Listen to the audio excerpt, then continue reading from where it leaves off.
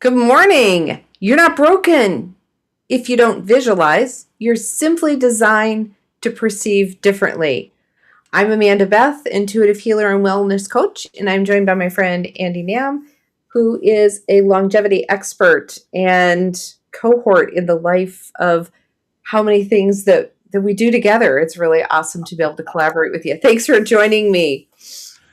So, it's been a busy morning for me. So let's just everybody take a moment and get kind of grounded and tune in.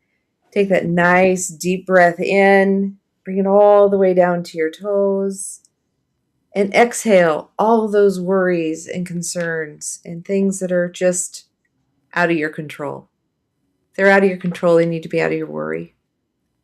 So, which goes along with last week, I was unable to make it because I had a lot of technical difficulties. And I know, Andy, we did a show on Friday, and that was like all the technical difficulties and all the things coming together. And it took us quite a while before we were able to record that one, but Yeah. we did it. We did it. We conquered that. And so just kind of reframing, the whole grounding this morning, just if you can't control it, you can't worry about it. Let go of those things because what you dwell on increases and makes it worse. And I think that was kind of where my week went off the rails last week. I got hacked. I got hacked pretty significantly and kind of scary, and I was afraid to turn my computer back on. But It's a pretty big deal in today's time and age, it seriously. it really is. It is. It's just crazy. So thank you for everyone who is back this week, and we're going to fill it with some really good, juicy stuff. But understand that that's part of life. Part of life is having those disruptions and how we respond to those and how we're able to bounce back. So today I wanted to talk more about how you release that pressure and what we're about perceiving. The message of getting hacked. What did that mean to me? How did I internalize it? What did it mean to me? And yesterday, Andy and I were recording my show for tonight with Chronic Health Collective and doing that boundaries for empaths. And then we spent some time after the show talking about that whole visualization. Mhm. And I think that that's one of those things that I do work with people kind of frequently on is visualizing. And it's not, and there's a lot of people that I work with and I say, okay, close your eyes and visualize. And that's really a bad word for it, because it's not, because and I had a client point out to me, when I close my eyes, it's dark. I don't see anything. And that's normal, but there's other reasons that people don't visualize. And so I think that comes down to the instructor, the person who's leading that guided meditation or guiding you through anything. And first identifying, how do you perceive something? It's not necessarily that you're blocked or you're disconnected or you're not spiritual enough to visualize things. And so visualization is just the common word.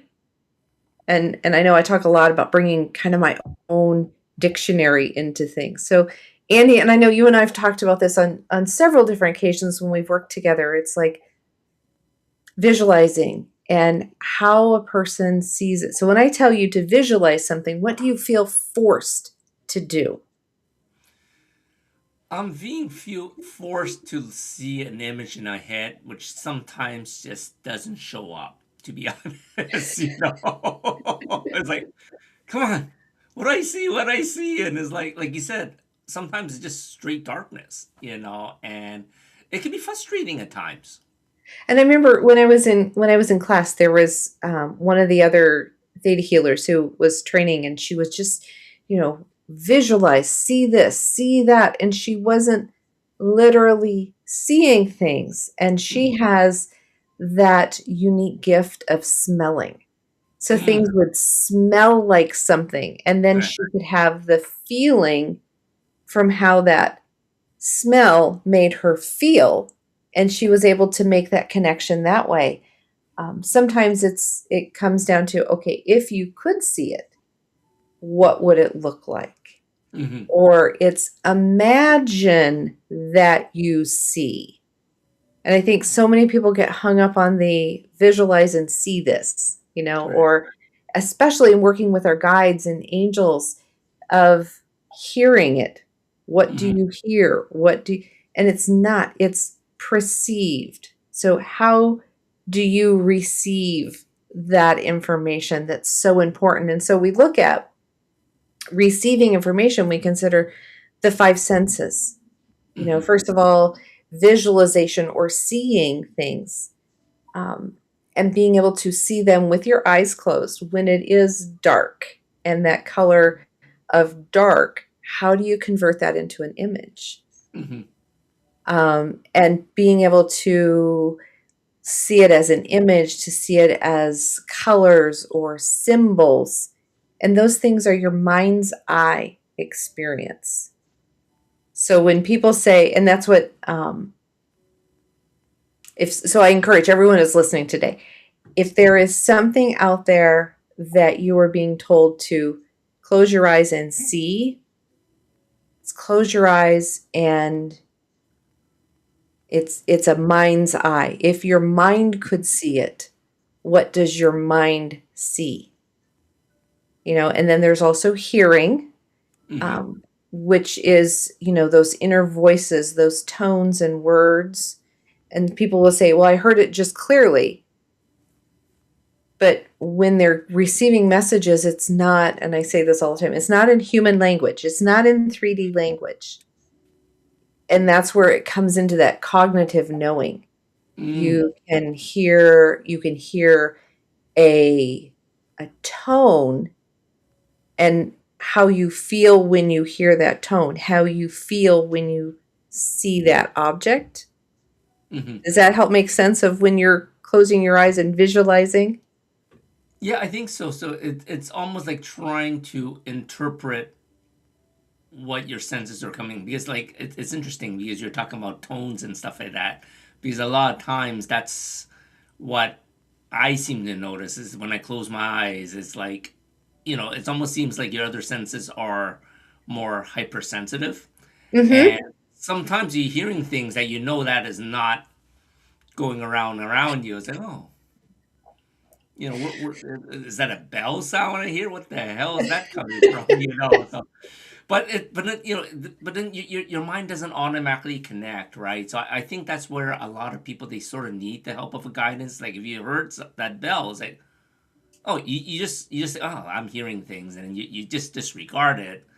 But we have someone like you guiding us, and says, well, that may have meant something, right? Right, right. It's like, okay, so you heard a bell that your subconscious allowed you to hear a bell that your conscious knows is not happening.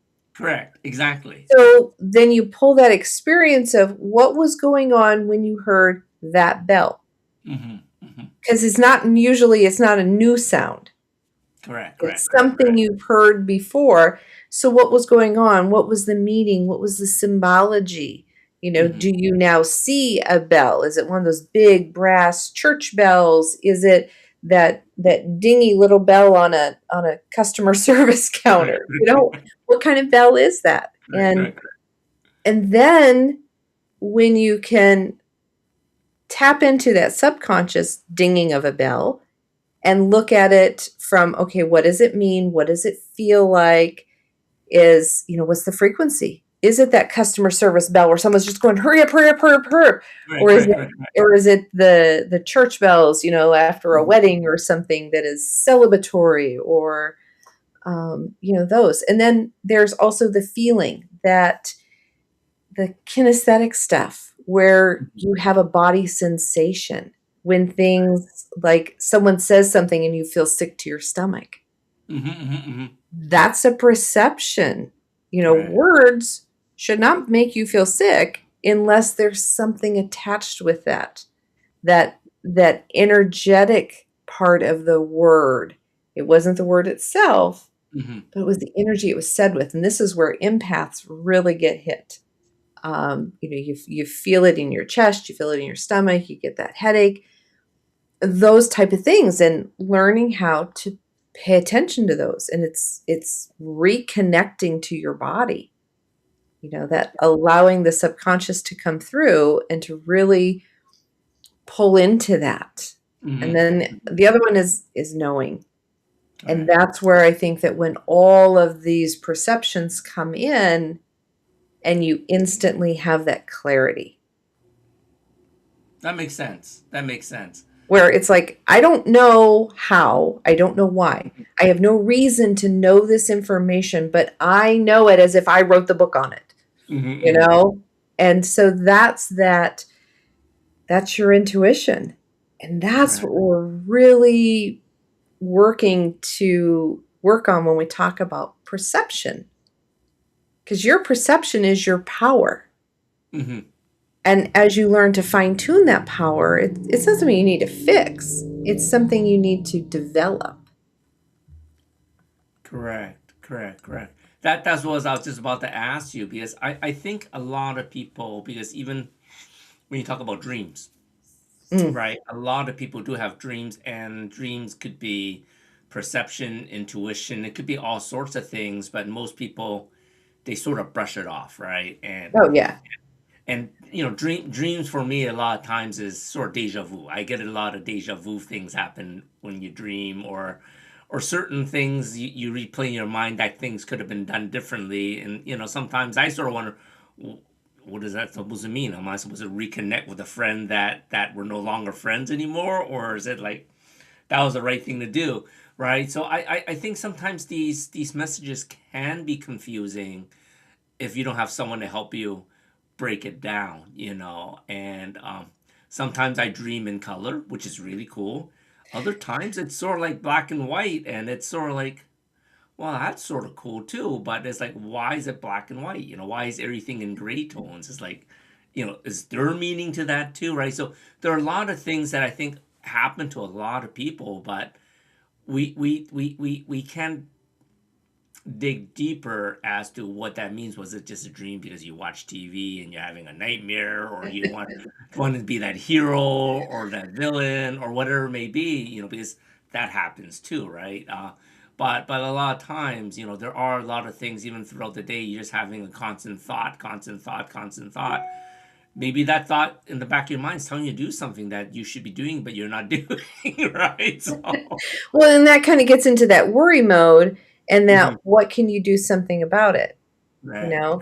And when that's keeping you up at night, that's when I say, call in your guides and assign Yeah. your guides that task, the thing that you're ruminating over, or the task you need to do. Or for me, it was, for a lot of times, it's the idea for a book and how to refine that chapter, and how to, it was like, okay, Mm, I'm going to assign that to my guides. Or um, when the girls were little, we had worry dolls.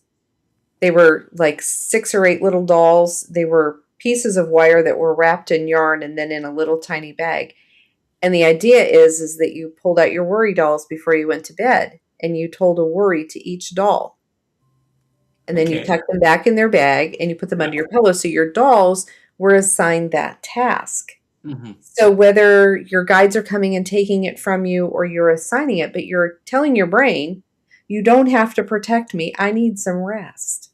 Correct. Correct. Because your brain is constantly engaged in thinking that it needs to save you, and it's like, you can't save me if I'm exhausted. Correct. Well, let You me know? ask you this, because I know you taught me this before, and I sort of got the gist of it the first time around. But for all the viewers out there, because I tell you, I think a lot of people can't sleep because they cannot detach from all the worries of the day, right? And of course, sleep is actually the most important part of the day for your health. I don't care how you're eating, how you're exercising, but if you're not sleeping and resting, you're sort of gimped the next day, right? You are. Yeah, your body has to go out of that fight and flight that I think so many of us spend time in because of our experiences from the Yeah. past. If we've not healed those, if we've not worked through Mhm. them, they still come up and creep into our daily life. Or that we are in that constant state of doing instead Mhm. of being, being productive. If I didn't do enough today, I'm not valuable. Correct. Correct. And so we spend a lot of time in that negative self talk and worrying. And we don't give ourselves that opportunity to rest and digest. Exactly. So for the people out there, because not everyone is as spiritual as we are. And to be honest, I've been a lot more on my spiritual journey in the last couple of years than I ever been. I know I always had the spiritual back end, but I never really tapped into it. Um, for the people that aren't as spiritual, can they still assign their worries to God? It's like, would they feel funny assigning, you know, to something that may feel make believe to them? Well, and that's where I connect with people and I say, who is your higher power? Who do you Hmm. hand things over to? Who do and I think that it's a lonely world if we think that we are the be all end all in our own Hmm. lives. I think that Yes. there is having a higher power that has your back, that you Hmm. can turn that over to, be it your angels, it be source, God, creator, Hmm. universe, spirit. And I work with people who have all varying words for Yes. a higher power. Some people just refer to it as higher power, Hmm. Hmm. and there are and I think that that's when I did a show in Southern Missouri a few weeks ago, one of the things that was a thread among a lot of the readings that I did was the individuals who've been through spiritual trauma or Hmm. religious trauma. It was religious trauma, which then brings up the separation between being religious and being spiritual. Correct. Correct. And I think that a lot of people, this is my own observation, a lot of people who choose not to use God as a word are individuals who have experienced that religious trauma, but they continue to have a spiritual belief. And that's where they need a different term other than God for their higher power. Hmm. Hmm. And I know depending on the work that I do, depends on what term I use. It's very Correct. fluid for me. Yes. Um, and I think that that's really important to find where you can hand off your worries. And Correct. if you are not able to assign them to a higher power, journaling them, Hmm. um, doing meditation, and meditation is not a hand position and having your legs crossed just so. It's having a still point or a Hmm. quietness about what you do. And that's where, sometimes I find I love adult coloring books. I love children's coloring books too. Sometimes they're easier. I don't have the concentration to do an adult coloring book. I didn't know there's such a thing as adult coloring books. Oh, Andy, you have totally missed out on life. Go find an adult coloring book. They are so cool. Um, yeah, I coloring books. So coloring, drawing, art, allowing your body to express. And that's one of the things, there's been countless studies in the educational world, touch base with Christy on that, of the connection between the hand and the pen, that Hmm. pen and paper. So where everybody has started typing everything, they don't learn it as well as Correct. when they actually handwrite the notes. Hmm. Hmm. And so when people are journaling digitally and they're typing it in, they don't have that same emotional and physical connection and release as when they actually journal it. That And makes sense. so, Yes. yeah, so journal your worry, give it to someone, journal your worry, wad it up, throw it in the river. No, don't pollute, but you know what I mean. Correct. Shred it, destroy it, burn it, whatever practice brings you peace of mind. Because as you keep carrying that worry, what you focus on grows. Hmm. Agreed. Um, and there's that phrase, worrying is praying for what you don't want. Hmm. So the more you worry about it, the more you bring it into existence. So when you think about, isn't it so great? It's going to be awesome when it's a quick repair to my Yeah. house or to my computer. Instead of worrying, oh my gosh, I'm going to have to wipe my whole computer. I'm going to have to do all this stuff. Looking at how you do that, you Hmm. know, and that's again, that's it. Perceive it. Do you perceive everything in the worst case scenario, or do you manifest it as our friend Candace would talk, manifesting the best outcome. I Hmm. remember being called by a tenant, and there was a concern with the furnace, and I'm like, "Oh, this is going to be easily settled. We're gonna call the furnace guy, and it's going to be a cleaning or something. This is Correct, not correct, correct, correct, correct. I did not allow myself to think about that it's an old furnace unit, that it was anything else, and it was. There had been a bird's nest that fell down in the chimney. So it Oh, was. It was a very quick and right. inexpensive repair. But if I would have thought the worst of, oh my gosh, now I'm going to have to go find a loan, I'm going to have to find a Yeah, furnace, I'm going to have to, my tenants will be displaced. And yeah. if you allow yourself to go down that path, this is kind of what you bring to you. So true. And people say, oh, well, that's, pixie dust and unicorn farts. Well, if it helps, instead of awfulizing what hasn't even happened yet, and when I was working in the medical field, when they would have one thing that they needed to go get testing on, and they would start getting Hmm. all worried. It's like, we have nothing to worry about. When those test results come back, I will be here to worry with you all day long, and we'll Exactly. solution, but not until we have some information and we Correct. can actually act on it. And that's kind of goes back to how we perceive things. So Hmm. Hmm. when you close your eyes to see the best possible outcome, are you experiencing a picture? Are you hearing a sentence of information or Hmm. sounds? Do you feel it? Do you feel sick to your stomach? Do you feel joy in your heart? Or do you just know how it's going to be?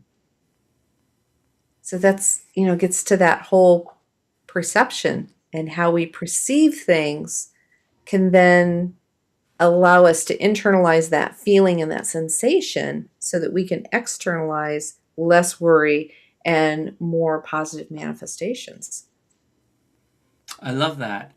Um, I have a question on that, and I'm sure our viewers are probably thinking the same thing because I asked this through Janine, one of our other, ancestral healers, and when it comes to these times when you're visualizing, is there better times of the day to do it? Like, is it, she was saying sometimes it's best, before you sleep and as soon as you wake up because you don't have other worries going on, or can I just like literally chill out at lunchtime and zone out? Like, what are your suggestions?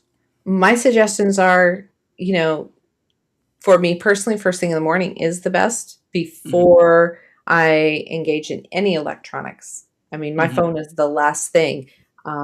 Ideally, before you even have your coffee or any stimulants. It has to do with getting the brain into the right brain wave. So Mm, if you're in a true meditative state, you are in a theta brainwave. correct.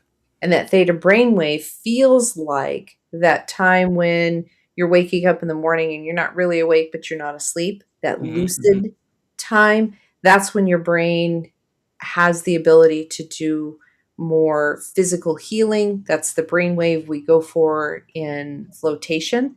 If you can be Hmm. at that theta wave, your brain has a better opportunity to heal and to be peaceful and to be quiet. And we use the Muse headband, and it's gone through so many different advancements since I first started using the Muse.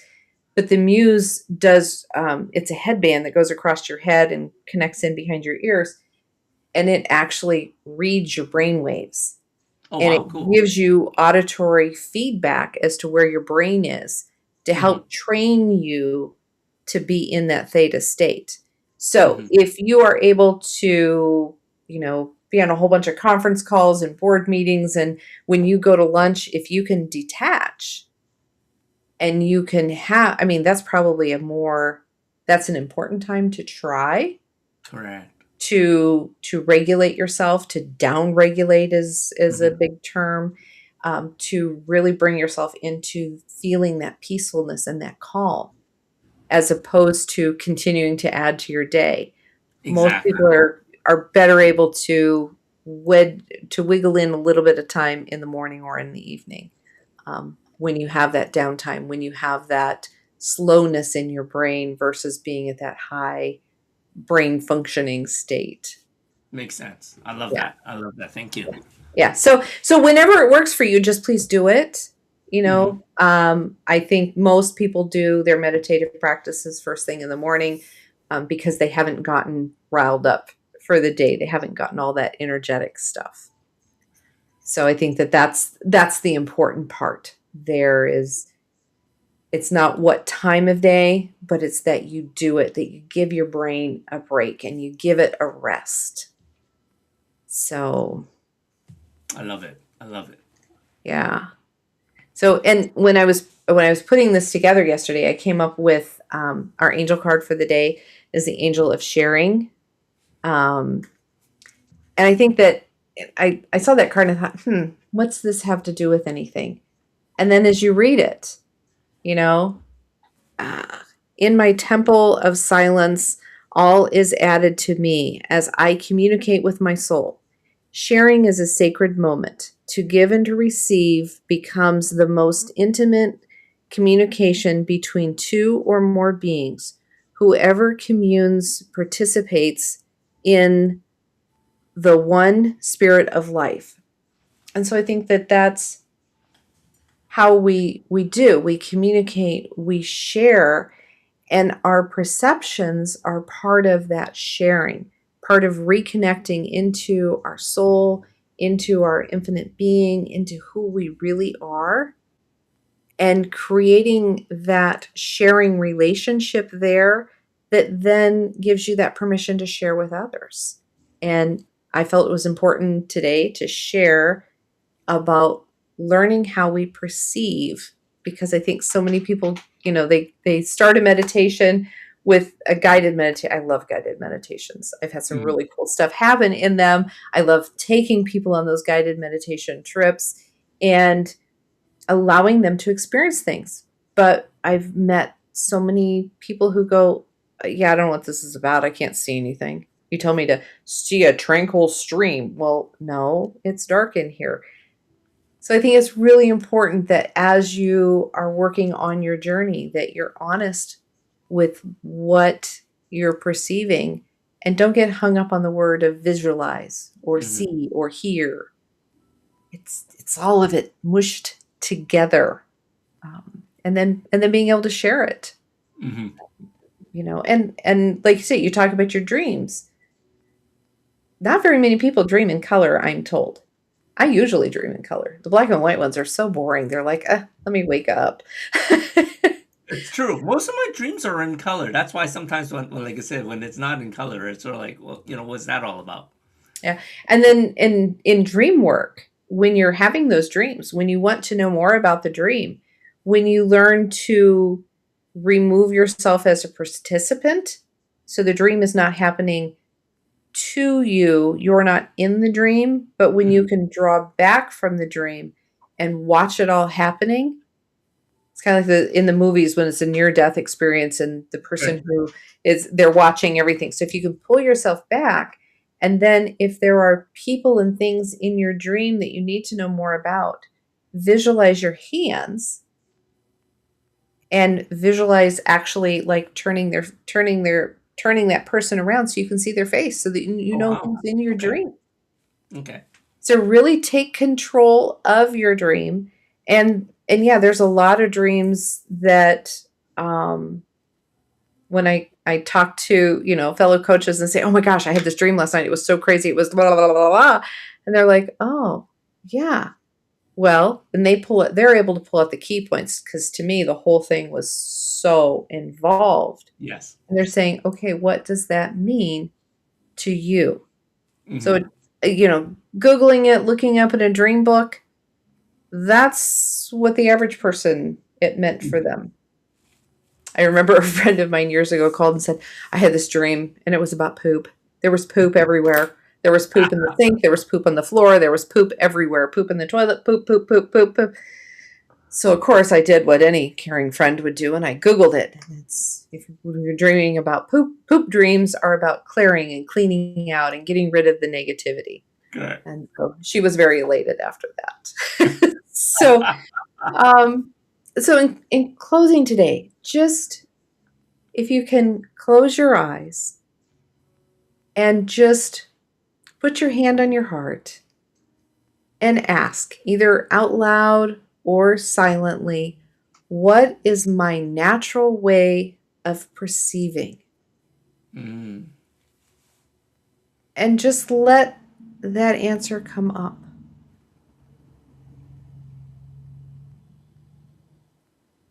Because you don't need to be more intuitive, you just trust how you are. Hmm. And for me, I actually perceive in all of the different clairs. So it depends on what needs to come through. And just because if you usually hear things and then one day you visualize it or you see it, don't discredit it. Just allow it to come in, allow yourself to receive that.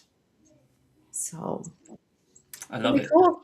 It'll be cool. So if you want to know about anything else, thank you for sticking with me today and coming back after missing last week.